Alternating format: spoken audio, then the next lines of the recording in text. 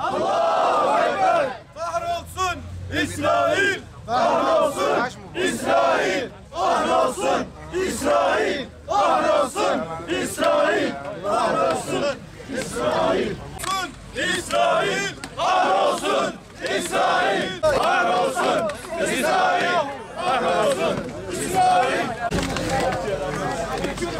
Tekbir! Allahu Ekber! Tekbir! Allahu Ekber! Allahu Ekber! Tekbir! Allahu Ekber!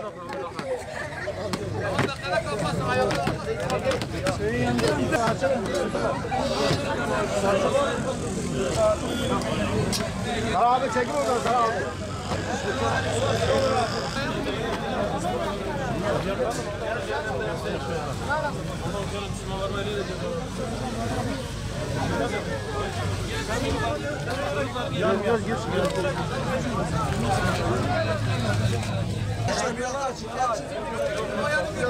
Geniş açın, geniş görünsün.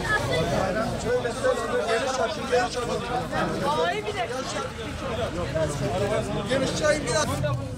Biraz ileri götürün. Ben daha çok ileri götürün.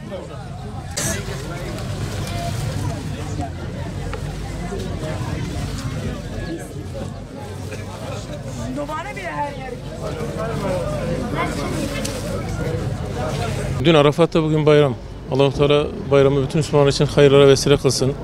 Gazze'nin kurtuluşuna, Türkistan'ın kurtuluşuna, Doğu Türkistan'ın ve dünyanın her neresinde zulüm varsa onların bitmesine ve onların kurtuluşuna vesile kılsın inşallah. Bugün hacılar cemaratta şeytanı taşlıyor.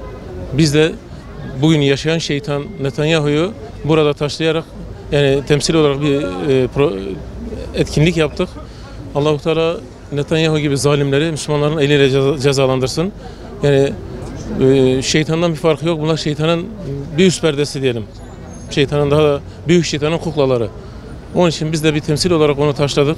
Bütün cemaat de burada eşlik etti. Allah razı olsun. Allah-u Teala Müslümanların birliğine vesile kılsın. Bu mübarek günleri Müslümanların kurtuluşuna vesile kılsın inşallah.